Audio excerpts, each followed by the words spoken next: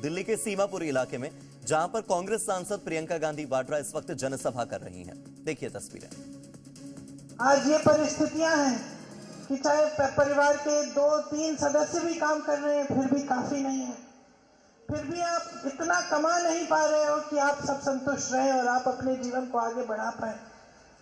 हर चीज पर जीएसटी डाल रखी है सरकार ने, हर चीज महंगी हो गई है। मेरी बहनें, बच्चे सुबह उठते हैं, आप स्कूल के लिए तैयार करती हो, जो वर्दी पहन रहे हैं उस पे जीएसटी है, मोजे पहन रहे हैं उस पे जीएसटी है, जूते पहना रही हैं उस पे जीएसटी है, ये शॉल आप पहनी है इस पे जीएसटी है, आपकी साड़ी पे जीएसटी है, आपकी बिंदी पे जीएसटी है।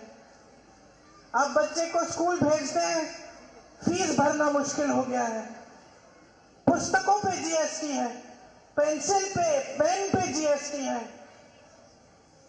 तो हर तरफ से महंगाई महंगाई दिख रही है आपको। पेट्रोल डीजल महंगा, सब कुछ महंगा हो गया है। कल संसद में बजट की बात हुई, चर्चा हुई, महंगाई की एक बात नहीं की।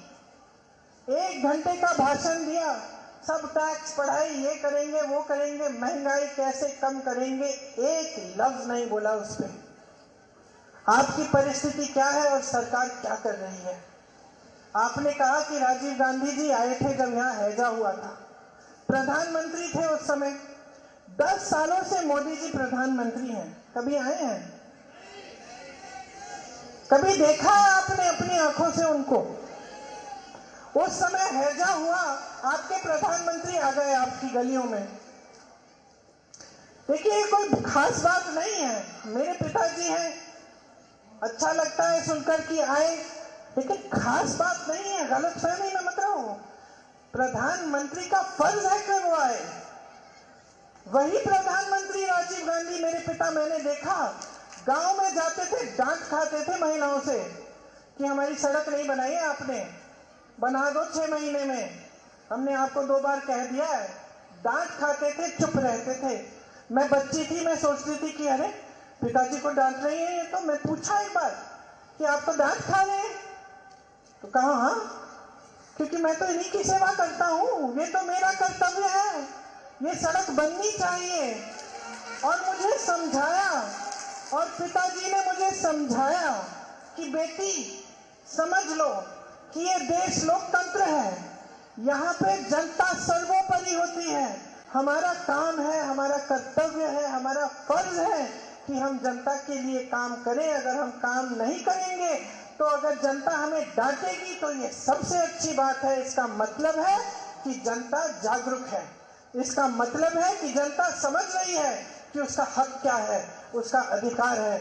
आज डांट के देखो मोदी जी को, जेल में डाल देंगे। अरे उनकी गाड़ी के सामने खड़े हो जाओगे तो जेल में डाल देंगे। मैंने तो देखा है ना, यूपी में कुछ महिलाएं थी, शिक्षा मित्र थी, वो पढ़ाती थी बच्चों को, वेतन कम हो गया, वेतन के लिए वो प्रदर्शन कर रही थी। उनको पीटा, उनके हाथ तोड़े, उनकी टांगें तोड़ी, उन पे केस लगा दिए, देशद्रोही वाले केस, रासू का कानून वाले केस कि तुम देशद्रोही हो, क्यों? अपना हक मांग रही हो इसलिए। आज का ये जमाना है, लेकिन ये इस देश की फितरत नहीं है, मत भूलिए। ये देश कोई साधारण देश नहीं है।